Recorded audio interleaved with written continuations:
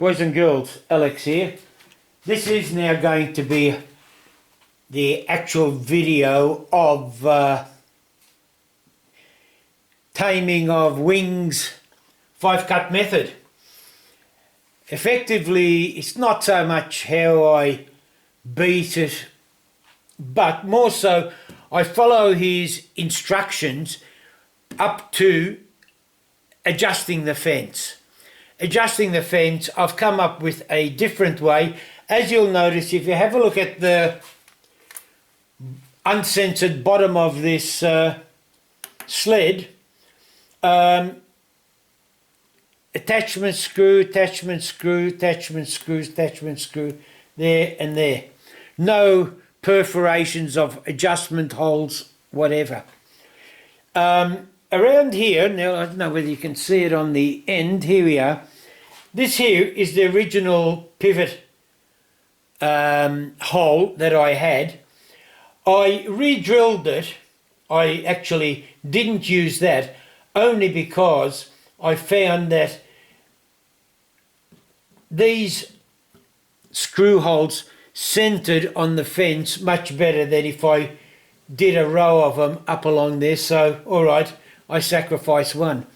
At this end here, you'll notice there's although it's an elongated hole there, that's not the secret. That's only so I can get a socket in there. Under there, the secret is a elongated, no, I'm not going to draw on that, but there is this, it's just a slightly elongated hole. That's an 8mm bolt, so it's probably 8mm by maybe 12mm, the slot. Nothing super big, but enough to make that little micro adjustment. That's assuming that you get your fence close to 90 degrees and you're not sort of like about 270 degrees out. So it's only a slight bit there, and that's it. Now you'll find there's also these other crazy holes. Hang on, I'll zoom in on one. There we go. Nope, I still can't get this zoom right. Now you've got 3/16 inch on there. What that represents is just a reminder to me that I need a 3/16 hex drive to undo that. And as you can see, one, and if do I need to zoom? Yeah, look, bugger it, I'll zoom. Whoa! Zoom out. Nah, geez, I should hire a cameraman. Another one. And another one.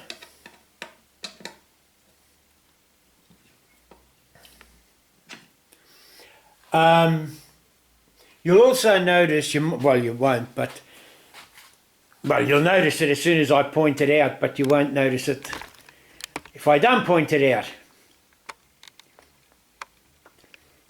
On here,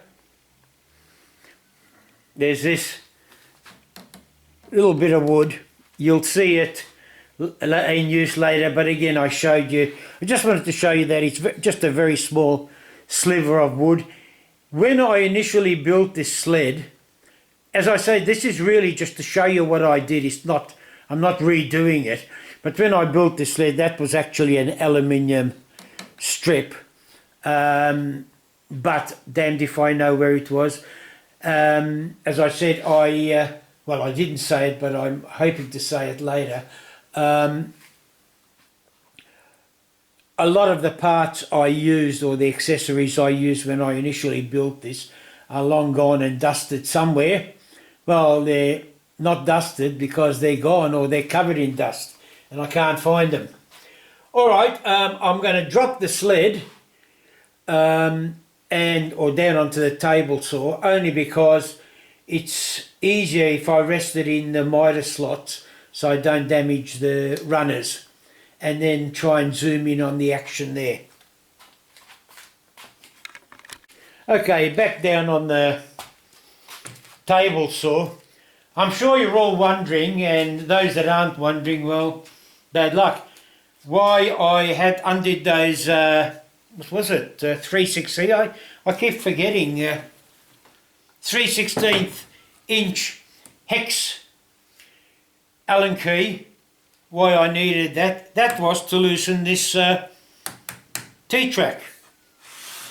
As you can see there, it's held on by a nut, and that's it. But that's only one of its uses. The other use is it allows me access to this little, oh hang on, this is zoom, oh I've got it right this time, access to, oh come on, let's, where is it, there's a, oh, it's alright, it's not easy moving a camera with a tripod with a cluttered workshop. There's a nut in there, nut out here, but there's also a nut in there that I use to tighten up the fence to the base. Now this is only going to be used hopefully, well I say hopefully, it's supposed to be a single use only, but used to adjust the fence. Now again we'll go into that later on. Now the whole purpose of this video really is not to brag about my brilliant ability to make sleds, because anybody can suck eggs, but it's more so this jig here that I use. Well, I tell a lie, not that you'd know it, but I'm an honest Joe. This actually isn't the physical same jig that I used to set up the sled, only because before, in the past, I didn't have this box where I keep all my goodies and 3D printed stuff, and somehow it either got misplaced, thrown away, or as I said, hidden somewhere. So I made another one for the purposes of this video, and if ever I want to make another sled I'll be able to use it, or I can loan it to someone else to use. The only difference, like I had designed this sled in SketchUp, and this block was also designed in SketchUp, so it was no problem making it with exactly the same dimensions. Look, in all fairness, the only difference between the two is I've now written on there, like that's a 13mm head for what spanner to use, and with the calibration, if you watch that video, it's 1.2mm per turn of that bolt. As I say, unfortunately I can't say it's 1.2mm of every other bolt, because while theoretically the thread should have the same pitch, you need, no, look, to be 100% correct, I recommend you calibrate, or alright, you can use that figure and blame yourself if you get it wrong. But yeah, sorry, the only difference between this jig and the other one is with my previous original jig, I used metal taps to tap the thread in this. This time I used the Wood Whisperers taps, which for me are better tolerances in wood. Now, look, don't get me wrong, metal taps are great in wood, and again I wrote I think an article in Lumberjacks, and there might be a video there talking about tapping wood. Metal taps are good, but they're made for metal, and metal are meant to be a little bit loose.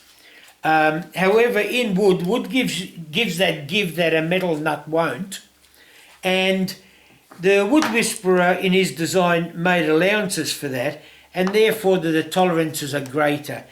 You can actually exert a lot of extra torque on these before the thread might fail because of the tolerances, and yeah, and there's less chance of wobble. Not that there's much with the other ones, but there's less, and the threads will last a lot longer, or I find they have. So that's the difference, but other than that, it's exactly the same. Now, I've retracted this bolt here so that, why the hell did I? Oh, that's right, so I could make the video, otherwise I couldn't spin the spanner around. Geez, I've got to make sure that you're getting all that. Yeah, you are, good. Spin the spanner around 250 degrees, so I should retract it a bit, and I use this, here we are, again, it's a 13mm thing, so I bring it out a bit.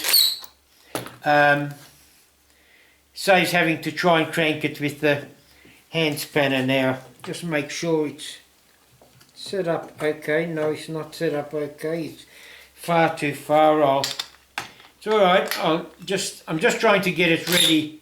Oop, going the wrong way. Just trying to get it ready for the demo. Da-da-da. Just have a cup of coffee or a beer while you... No, okay, I'm back, so don't go. Okay, now what William Ing recommends is you screw... You sort of like set up the fence 90 degrees, you screw it up. Don't screw it up, you screw it in. And do your 5-cut method. Measure the distance. Look, the formula, I might have it somewhere in the comment. I might even put it up there, but for God's sake, if you don't know William Ing's 5-cut method, then I don't know why you're even bothering to look at this video. If you do know about it, or if you don't know about it, and rephrase that. If you don't know, try again. If you don't know William Ing's 5-cut method, I don't know why you're wasting your time watching this video, or alternatively, go off and check it out so you'll know what the hell I'm talking about. If you do know what I'm talking about, well, you don't have to watch it because you'll know what I'm talking about. But anyway, what I've done, as I mentioned before, I've got this elongated hole in there. So what I tend to do, now this is where I did it the other way when I set it up, but I'm now recommending an alternative. When you first set it up, you either take the punt that you're going to be 100% correct, and you've got a 90 degree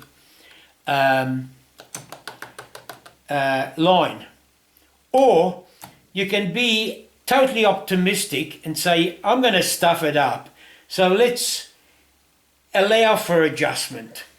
Now, previously what I did was I moved the fence, this end of the fence, forward that way, so this was less than 90 degrees.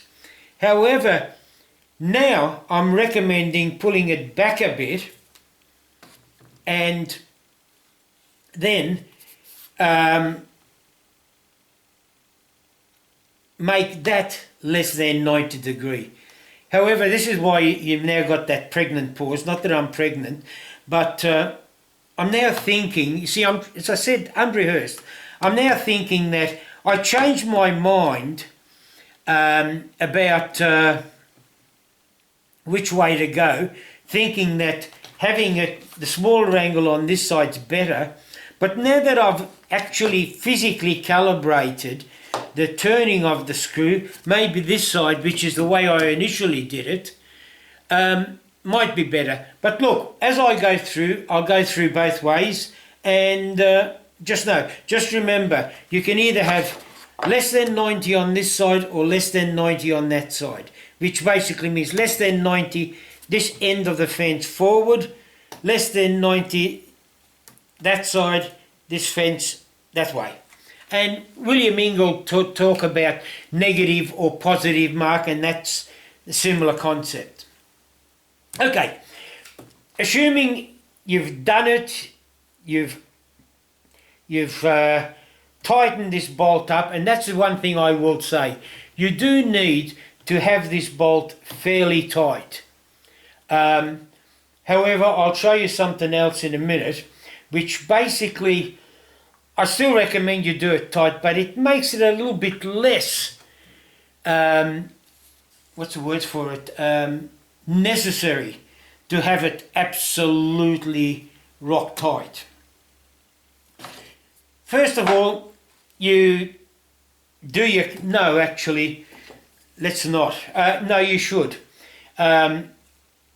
Assuming you've had it rock tight, right? And you see what I mean, you can attach this jig even before your first 5-cut thing, although it's designed to put on there if you 5-cut needs recalibration of the fence. But because of this sliding thing, because WiNg screwed it, which means the fence is not going to move. But if you don't do this tight enough, as you're pushing through, and pulling back, pushing through, pulling back for your 5 different cuts, you have got the potential of moving the fence. That's it. Because, as I said, that's a slot there. Do it up tight, not a problem. I can't repeat that enough, because, don't get me wrong, I'm telling you this only because I stuffed up the first time because I did move the fence. I didn't think about it. That's why I eventually came up with this idea. And only because I didn't want to sort of like do white knuckle tightening. Anyway, shut up, I'm digressing. Oh hell, where was I supposed to? Hang on, let me think. If I have to think too long, I'll edit it out. Yeah, sorry. You've done your 5-cut method and you've decided, pardon me, that the fence has to be adjusted. Now, let's assume, no, hang on, before we do anything else. What I've done is you attach this, oh sorry, rephrase it, I'll bring this out a bit more. The first thing to do is get a good, and you do need a beefy, well I believe in beefy clamps, and I use these Irving clamps quite extensively. They're big, bulky, but they do the trick. Have I got this right? Yep. Come on, baby. Now, I might be blocking a few, but bear with me. You need to, and I'll loosen this just a tad. You need to keep this, well you don't need to, but it is recommended. I recommend you keep this flush. Once you put the clamp on, the beauty of this is you can leave the clamp on. If you, because you access, now here we go, hang on, I'll just go and get this, and this is something I haven't done but I will do now. Wrong one, that's the one. Now it's 9/16, so I will put on there 9/16 inch, because that's the size of that, which is the original, oh good God, where is it? Citchrome spanner set, which is just about older than the company itself. I don't know why I've still got it, but anyway, it comes out of there with this. It's alright, I'm just trying to brag to some of the lumberjocks that have a go at my festool and all that. I just wanted to let them know that I do have hand tools. That's what you use to loosen and tighten, and if you need to, because it this doesn't, I don't know, I think I used epoxy to glue the other end in. However, if you don't, by pulling the sled out just enough, you can put another socket under there. I haven't got any measurements on there, but the same. There you are. So there you have it. Now what you would do is loosen this up. Now if you do it my original way, you don't have to loosen it really completely. If you do it the alternative way, you will have to make it quite loose, and we'll go through the difference. One of the things I will do here, and bear with me, is I have to, hang on, what can you see now? Oh, holy shit, you can't see a thing. Brought the camera back up and stood the base up so I could get a better view of it. Being on a rat shot, it did, fortunately it hadn't damaged the wood. However, it was just that fraction tighter beyond calibration. So what I've done, pardon me, I've slipped this bit of paper under it, and that one moves tight. This one is quite loose, so I'll give it a bit of a, that's why I don't like this thing. I haven't got the sled, it's just moving across the tabletop. Hang on, let's get this right again. Oh, oh come on.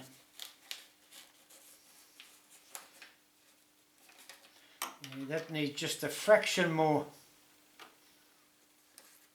Now, we all know that paper is, yeah, they're both pretty well tight on the paper, just barely moving. Now, we all know that paper is 0.3 of a mil or something like that, and which with 1.2 mil going around, you're virtually looking at close to a quarter turn.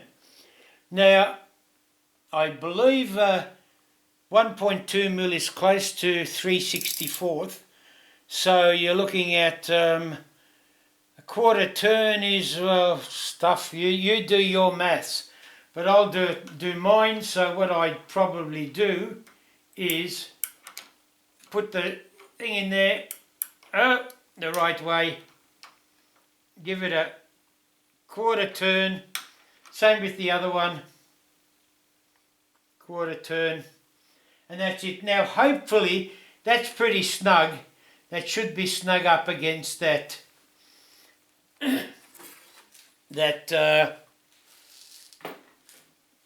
board under there. Okay, put the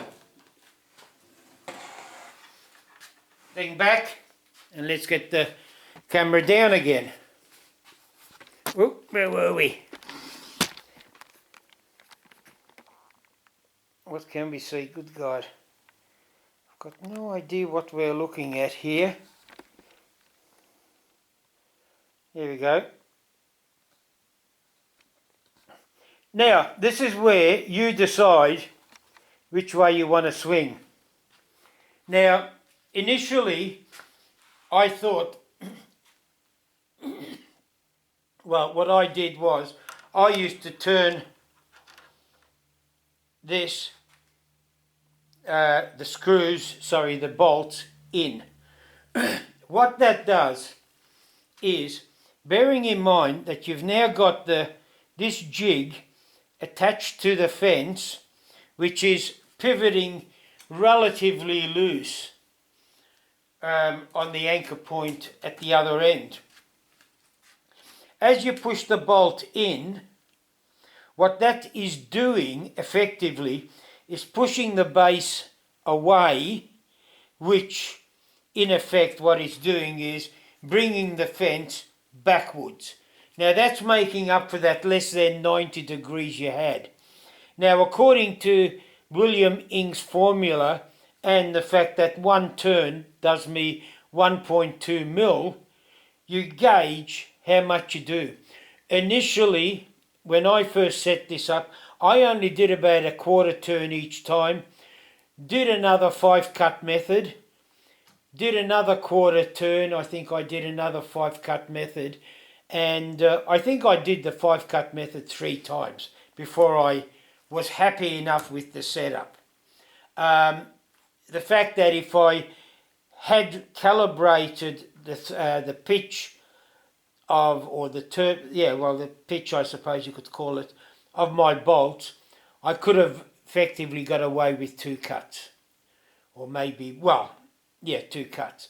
Sorry, I think I might have said 3, but I might have done 4. Doesn't really matter, but I did get it right. However, having said that, the other option which I didn't think of, with that option, you don't have to make this totally loose. You can just make it snug, because with the aluminium backing there, when you're pushing it, it is forcing the base away without marring it. If you totally loosen it, it'll still force it away, but you just have to pull it back a fraction and you've buggered it up. Although you can then push backwards and forwards until it seats again, and you're right. And that's the thing I like about this unit, because it's there, it's in place, you've calibrated it, and that's it. You know, from then on, it's like with Williams thing, you've put your little jig on top, or whatever, your little triangular thing, but then when you remove it, you've got to put it back again. And I don't like this. This stays in place. Well, anyway, it didn't make sense to me when I did it. So that's the point. Now, if you go the other way with the 90 degrees on the other side, what you would do is you would loosen this nut up totally. You'd actually push your fence forward, put your feeler gauge between your bolts and the fence, the bolt and the base, because it's the same thing. Bolt and the base. Then push your fence, remove the feeler gauge, push your fence against it, tighten the bolt, and off you go. Again, the beauty of this concept is, even if your bolt isn't super tight, when you, hang on, I'll now zip out and, hang on, what are we doing? Camera out, up, and let's go down there like that. The one good thing about this method is because bear in mind you haven't drilled any extra screws or into the base at all so far. If you haven't totally tightened this up, when you push away, all you're really doing is you're pushing those bolts onto the base, which is pushing that away. Well, now when you pull it back, if you haven't tightened it, naturally it's going to pull back. But still, when you make your first push, it'll go away. To compensate, and that's if you like, I just make it nice and tight, or when you pull on the back of the thing. But you can also, just be safe, slap another clamp. It doesn't have to be tight, it just has to be snug. So as soon as you pull on that, it's pulling effectively, it's like pulling on the back. And that's it. Then you repeat until you get it as close to what your tolerances are. Once you've done that, well, we can get rid of that. You finish with that, you can remove that. You really then tighten this up and give it a good grunt. Take this off. Put this away in your little box, or my box of goodies, so that I don't lose it. And then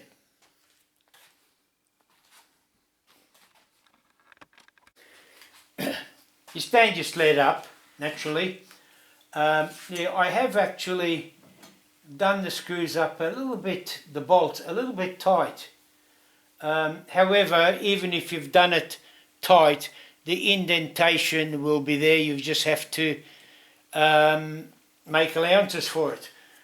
What you then do is, as I say, make sure that that bolt is tight. Throw in your screw, make sure it's tight before you stand it up.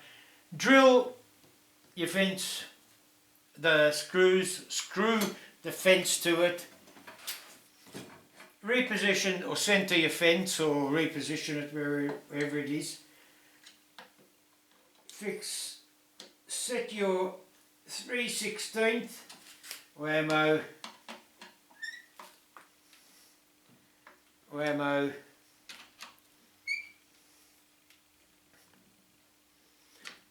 you can now actually, I should have left the aluminium strip on there, which means I would never have lost it, because it just doesn't get in the way. It serves absolutely no purpose after the calibration, and it serves no obstruction. Hang on, I'll pick this up before I lose it, although it can't go any further than the floor.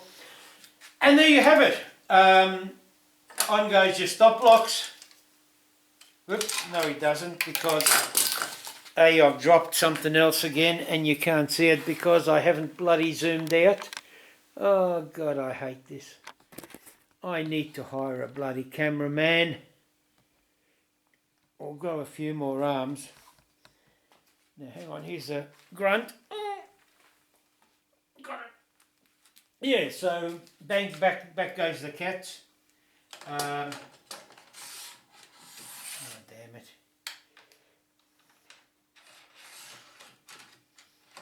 Oh look, this is now wasting time. There you have it. That's how I use that jig. And the one good thing about it is, as I say, you can do it either using the feeler gauge, but to me, the main benefit is you don't perforate your base with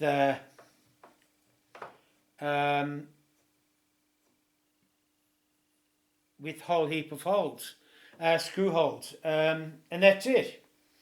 Having said that, when you look at the top of this, there's bloody screw holes everywhere, but fortunately being laser cut, the holes are in exactly the same place, so when I put a new skin on, I'm guaranteed it will already line up with the pre-drilled holes in the base, which is the beauty of it. So one word of warning: if you do go skins, the first skin you ever make and you drill your holes, put that aside, use that as a template, and then make another skin, and then you can use that original skin to align your drill holes, because once it gets buggered and you cut a new skin, you might not, with the buggered up old skin, you might not be able to get the screw holes aligned exactly,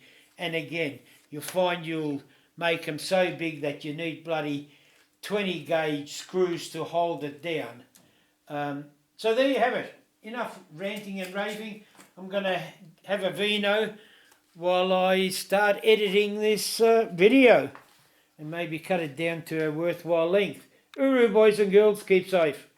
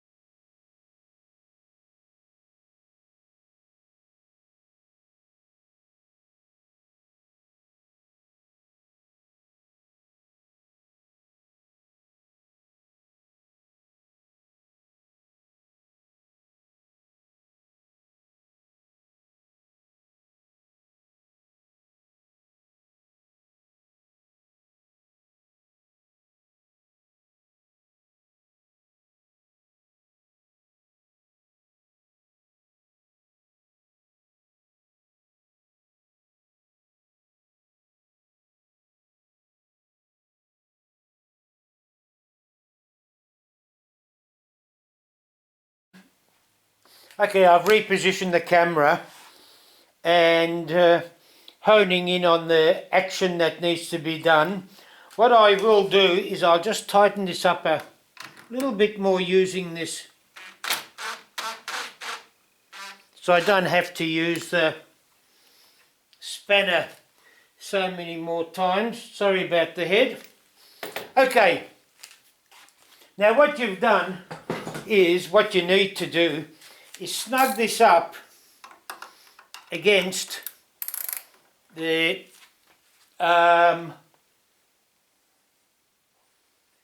against that thing there. Hang on, I need a piece of paper. This will do. I put that in there, so everything being equal. Come on.